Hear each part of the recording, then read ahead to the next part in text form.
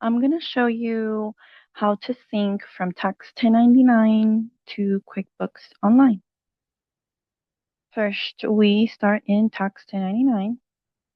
From your account dashboard, we're going to go to Recipients and Manage Recipients.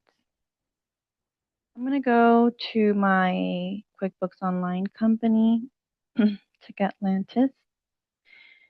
And these are my vendors, my recipients. I have updated these two names. I have added a brand new recipient. So I'm going to want to sync them all and click Sync to Accounting Software.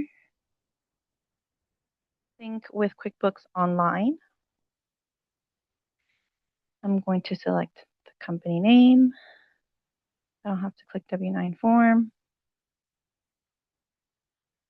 Recipient count 3, PDF count 0. And now that should update my vendors. I'm going to go to vendors, refresh, and just double check.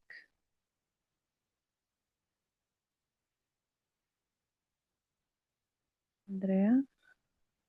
Let's go to vendors. Andrea's design has been updated. So that tells me it's synced successfully.